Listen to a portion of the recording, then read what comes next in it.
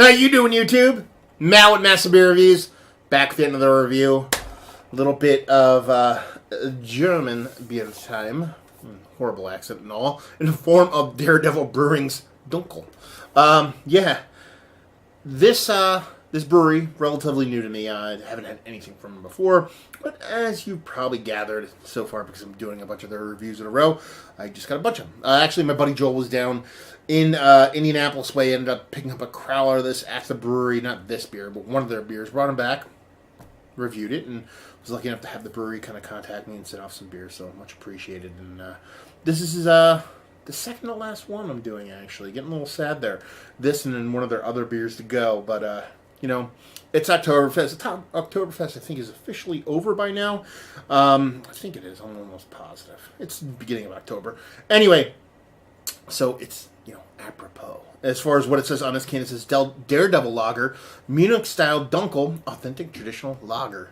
It says this traditional easy drinking malt balanced brown lager style of Munich, deeply bready, toasty, and hints of nut and chocolate from extended kettle boil. Prost.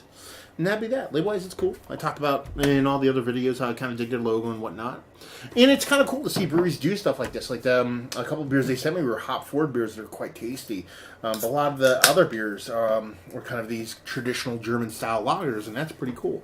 Give you a little tilted pour here. I won't get subject you to the 19-mile head. I wanted to go with this bit more traditional-esque glass, I guess you'd say.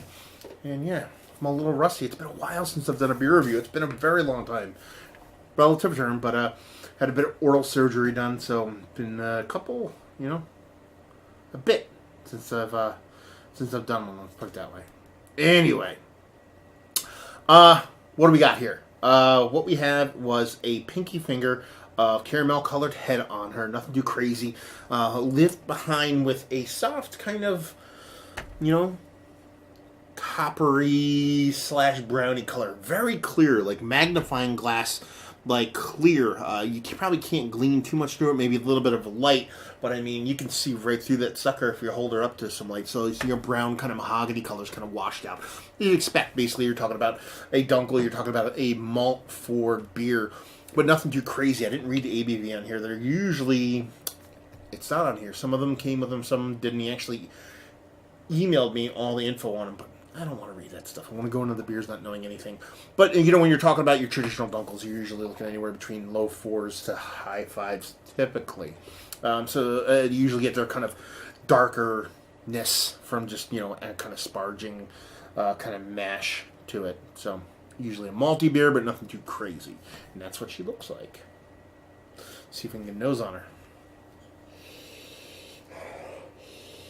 It's soft brown sugary bread. It's like almost like a not as grainy kind of pumpernickel. It's somewhere south of that. If you had like a nice, rich, deep, quote unquote regular bread, but you added just enough of that kind of darker kind of maltiness to it to kind of make it just not as pumpernickel-y, but kind of up there. That's kind of that malt profile you're getting from there. So sweet maltiness, nothing over the top, like a watered down kind of double bock, which has always been kind of a Dunkel kind of vibe. Not too much as far as the lager yeast on this either. I usually get this kind of overtly dry, slightly fruit funkiness off my lagers, or lager yeast when I smell them.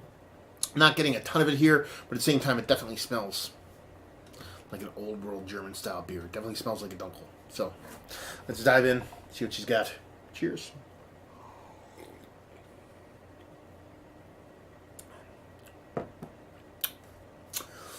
That's a crusher, and that's what it's supposed to be. What you're getting is pretty much exactly what you get in the nose, you're getting in the mouth.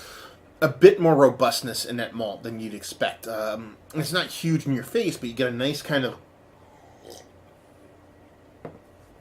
pop of extra kind of, I wouldn't call it caramel, I wouldn't call it brown sugar. This almost like slightly savory kind of brown sugar to it. Pop at the end, got a nice kind of brightness to the malt. Not much as far as bittering there, just ever slight amount of bittering, just kind of balance off that sweetness. Definitely skews sweet. Little bit, I mean, you don't really expect your Dunkels to be overly carbonated, but this one's probably a little undercarbonated for my taste. At the same time, it's kind of nitpicking here, and just Super Crusher. What it's supposed to be. You know, when you're talking about these kind of September into October kind of Oktoberfest beers, they're made for drinking.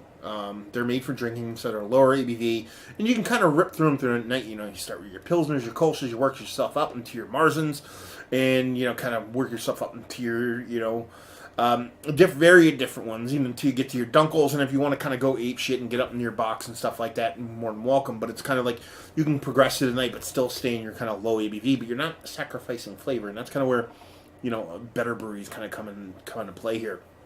There's a lot of breweries out there that do hang their head on these kind of styles. You know what I mean? Like Sam Adams will make them, Schlafly makes them, Daredevil makes them. So you have breweries out there that still stick with that kind of, yes, we make these kind of hot bomb to your face, 2x4, kind of crazy beers, but there's also drinking beers, and that's what it is. And that moniker usually gets a little bit kind of, not pooped on, but kind of like, whatever, drinking beers.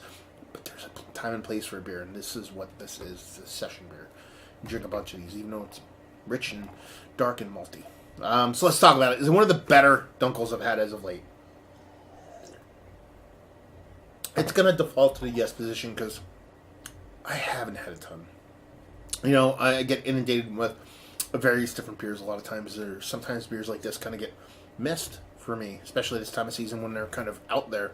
So it's nice to actually not be forced to, because I don't want to review anything, but it's nice to actually have one of these kind of thrown at me and be like, oh, let's try this instead of just triple IPA, this and that and the other thing. Nothing wrong with those beers either, just saying.